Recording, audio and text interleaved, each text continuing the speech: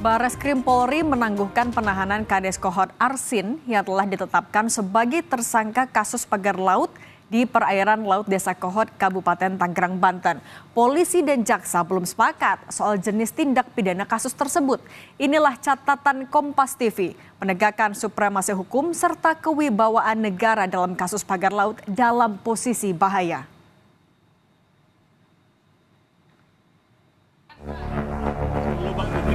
Dia Pak, bisa pemeriksaan tersangka Pak, gimana nih Pak?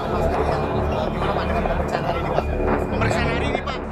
Polisi menangguhkan penahanan 4 tersangka kasus dugaan pemalsuan dokumen terkait pagar laut di Desa Kohot, Kabupaten Tangerang, Banten.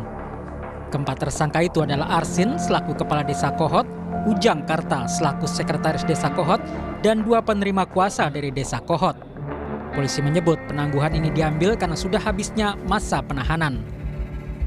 Penyidik menangguhkan penahanan 4 tersangka sebelum 24 April 2025. Sebab pada tanggal itu masa penahanan keempat tersangka sudah habis, kata Direktur Tindak Pidana Umum Bareskrim Polri Brigjen Juhandani Raharjo Puro dalam keterangannya pada Kompas TV. Berlarut-larutnya penanganan kasus ini karena polisi dan jaksa belum sepakat terhadap jenis tindak pidana yang dilakukan dalam kasus pagar laut. Jaksa menilai kasus pagar laut adalah kasus korupsi. Sebaliknya, polisi tetap pada pendapatnya bila kasus ini hanya sebatas tindak pidana pemalsuan dokumen. Kalau selama ini perkara ini disidik dengan tindak pidana umum, maka dengan petunjuk ini ya supaya dipersilahkan disidik dengan tindak pidana korupsi. Jadi saya kira tidak ada yang perlu diperdebatkan di situ ya. Jadi misalnya kalau dikirim lagi dengan tindak pidana umum kan sudah ada petunjuk JPU supaya disidik dengan tindak pidana korupsi kan, karena beban pembuktian itu ada pada penuntut umum. Ketua Riset dan Advokasi LBH AP PP Muhammadiyah Gufroni mengaku kecewa dengan proses hukum kasus pagar laut di Desa Kohot, Kabupaten Tangerang. Sebagai pihak yang pertama kali melaporkan kasus ini ke Bareskrim, optimisme yang awalnya muncul kini telah sirna. Gufroni meminta polisi mengungkap tokoh utama di balik kasus ini.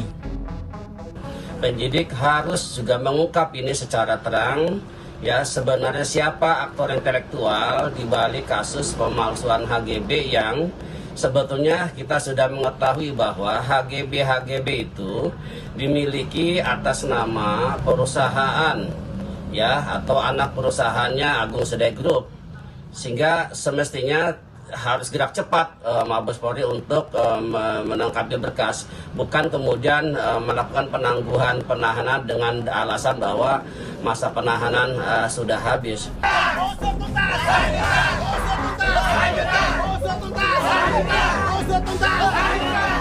Penangguhan penahanan Kepala Desa Kohot Arsin bin Asib disambut aksi protes warga Kampung Alarjiban, Kecamatan Paku Haji, Kabupaten Tangerang, Banten. Adalah warga Desa Kohot yang terdampak langsung adanya pagar laut menyatakan, 1. Kami sangat kecewa Bareskrim Mabes Polri. Warga kecewa terhadap keputusan Bareskrim Polri itu. Kuasa hukum warga menyebut polisi tidak transparan dalam mengungkap kasus ini. Bareskrim ini tidak pernah merilis pelaku keempat tersangka ini ke media, ke publik, tidak pernah mempublikasikan. 4 tersangkanya ini di mana, ditahannya di mana, di rutan Bareskrim atau di rutan lain, atau bahkan bukan di rutan tapi dengan pengawalan yang ketat. Apakah di tempat itu?